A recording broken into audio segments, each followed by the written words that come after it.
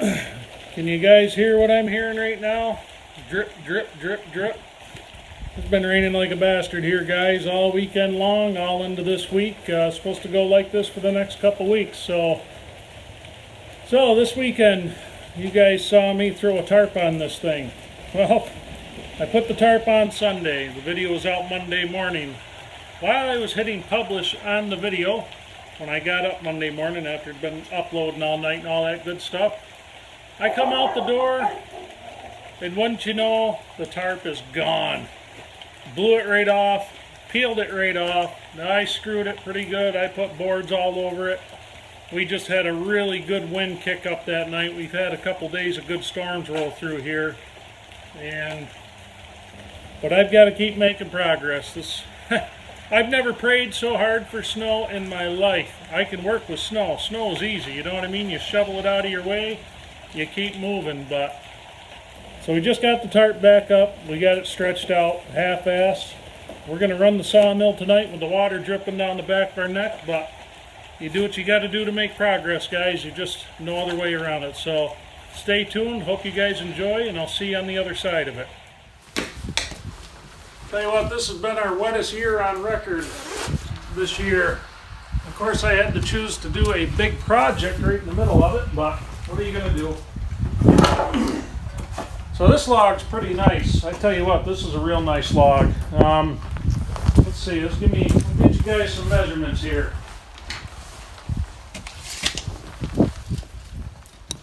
So we're 14 inches on the small end. That's just about perfectly 14 inches also.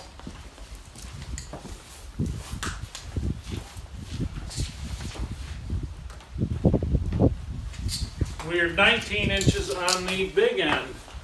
But I've got to get this heartwood, or I've got to get the, so there's a taper and there's a slight crown in it. It's not bad though, really not that bad at all. Well, it's kind of gloomy when everything's wet out here, you know, all the sawdust sticks to you, it gets like kind of crappy. Get this undogged in. Even got my trusty shit kickers on tonight.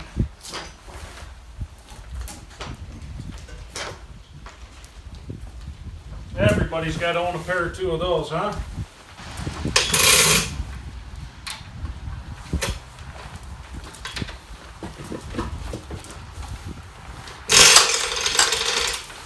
Yeah, this log is really nice, guys.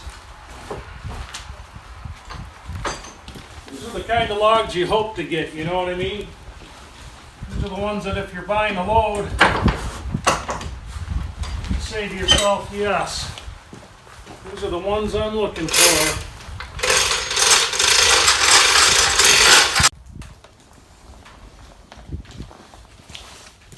Alright guys, so we have this timber laid out. Remember what I showed you before? Draw your timber out, and don't mind the extra line on there. I won't tell you how I goofed that up, but there's my honesty of the night. I screwed up. So anyway, so I've got an 8x8 laid out here. Now, if you're looking to see what you're going to get out of a timber, when you lay this out, it's not a bad idea to measure your diagonals. I figure if I can get an 11.5 inch square on this, it really measures out to like 11 3/16 if you actually put a tape measure on there. But I figure if I can get an 11.5 inch square measured on the diagonals, if I'm looking at the end of the log, and remember we're talking about boxing the heartwood. If I wasn't trying to box the heartwood on this, I could probably get a 10x10 out of this because that's just over 14 inches diagonals. I could probably get one out of this easily, but for the stability of my timbers and the stability of my frame, I want that heartwood boxed. You guys have heard me say that many times. There's a couple good reasons for boxing it, and I know we've covered it before, but it does bear repeating. You box that heartwood so you're going to get the most stable timber that you can get. When I box this heartwood, I'm removing a lot of the sapwood off of it. You're getting rid of a lot of that bugwood, you know, the wood that the insects really like. And plus, if this thing starts checking out here, chances are it's not going to go past the heartwood. You know what I mean? If I've got a big knot in this tree, say an early branch that was growing in the tree when the tree was young, chances are that knot's going to go just about to the heartwood, but it may not go all the way through to the other side. That's how you're getting the stability out of these timbers. So important to get that stability, guys. If you can't get that stability, you might as well not even be doing it, because that's so important.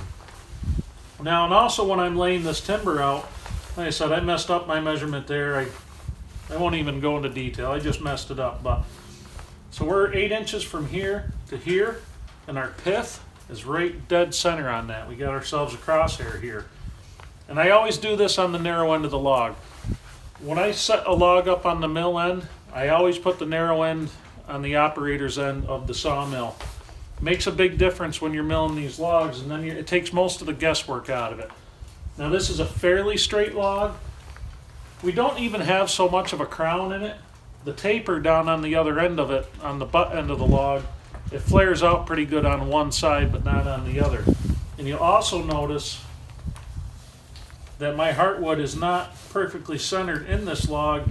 It's more over this way. So anyway, as I'm laying this out, I'm looking and seeing what else I can get out of this. Now I know that I can get at least one rafter out of this right here, and I might be able to squeeze 2, because this the log gets bigger towards the other end. We're going to try to get 2 out of it if we can't. If not, we'll rip a 1 inch, a 4/4 board off of here. Up here, I've measured this out. I know I could probably get a 1x10 out of this just fine. Down here, I may be able to get a 1x10 out of this. You're trying to conserve timber, and if you just start, and I did it too when I started milling, even with a chainsaw years ago, because I used a chainsaw for a long time to mill logs. But when I started milling logs with a chainsaw, I wouldn't do any of this. I wasted so much timber, so much lumber not planning out my log. And if you're buying your logs, even if you get them for free and you want to get the most out of them, plan those cuts out. And I mean, that's really some of the best advice that I can give you guys milling this stuff yourself, is just plan them out. So like I said, I can get a floorboard here, a rafter here, and possibly another rafter, if not at least another floorboard out of it. Plus I can get my 8x8 timber for the queen post setup. So we're going to put you guys in the time lapse. I'm going to fire up the sawmill, and maybe I'll try to pick some music that's not quite so depressing, but I got to be honest with you guys, the landscape for free, royalty-free internet music isn't all that great, so we do the best we have. Maybe I'll try some rap or something like that if any of you guys are into that. I don't know. I'm not really, but got to be diverse, you know. So anyway, we're going to get going.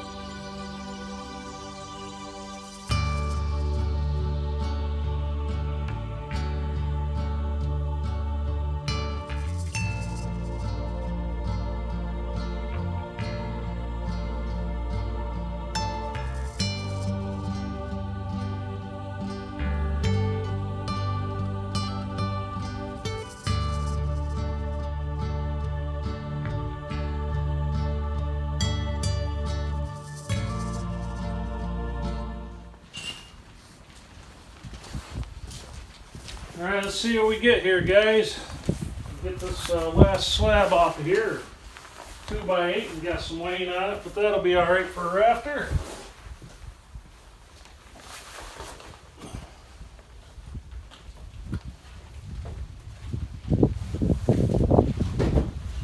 Gonna have to take some time and sticker these boards here, maybe tomorrow night, before they start warping, twisting, and molding.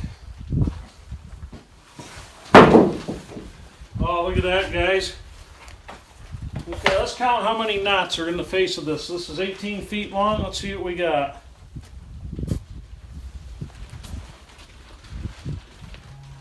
"15 knots in 18 feet. The largest knot can be right here.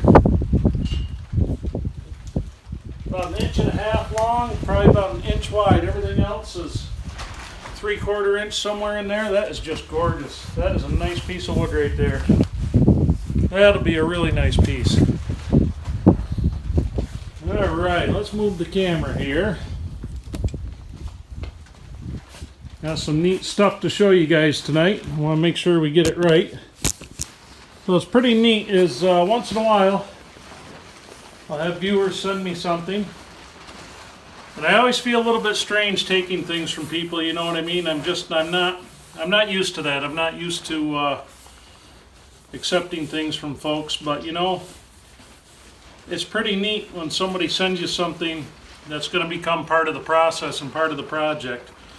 Chris Peters noticed that my mallet is getting destroyed. There's not much left to it. And look what Chris made. Inscribed the top of it, burned into the top, the name of the channel, and handcrafted by Christopher Peters. Excellent job.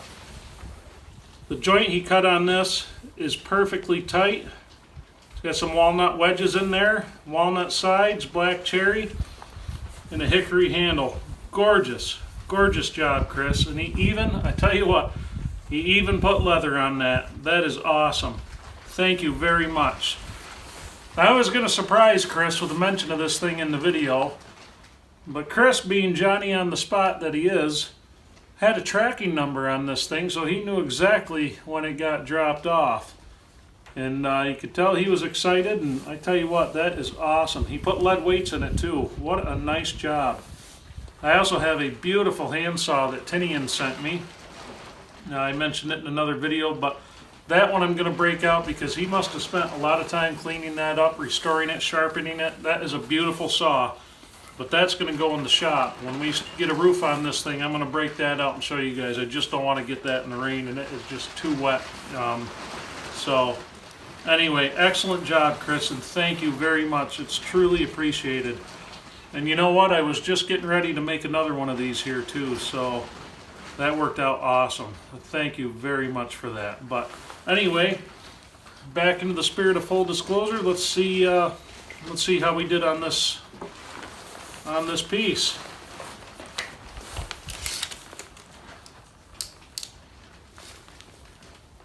Let's see. We're about 32nd of an inch over 8 inches on that. And of course I've got this spot of wane. I've got a good solid side on this one. We are 8 inches on the money on that one. So we're making some headway finally. I've had a couple days where I couldn't do much on this. Actually, Sunday was the last time I got to work on this, and I just go absolutely crazy when I get stuck in the house and I can't do this. I get really grumpy. You know, I act like a 2-year-old just had her crayons taken away, and forces me to spend time with the family. You know, you just feel dirty after that, but I've actually spent a little bit of good time with the kids here the last couple nights, but they also know that Dad's got to work, and they also know that Dad's got to get this project done or it's going to drive them nuts. Plus, they're actually, the older kids are actually getting their own workbench in the wood shop up above, so I plan on spending a lot of time in this shop, and I plan on having them with me. Sorry about the noise of the tarps, guys. The wind's just going here. I had to put that tarp back up if you guys didn't notice that at the beginning of the video. That was always fun. It's always a good time when you got to do that. But so anyway, we got a really nice piece for the queen post setup upstairs. And only 9 million more logs to go. But boy, I like milling. That is a lot of fun. If you guys haven't tried it, try it out. You'd love it. I know a lot of you guys are woodworkers and homesteader types that like to watch this, and it's neat. In the woodworking community and the homesteading community, there isn't any better than that. I tell you, another channel I like to watch, Out of the Woods. I don't know if you guys have seen him, Nathan's channel. He does a good job too. I really like watching his stuff. I like watching Matt Cremona. Just good channels. If you guys don't, if you're not familiar with them, check them out. Everybody should know who Matt Cremona is. He's a pretty big name in the woodworking community and a super nice guy.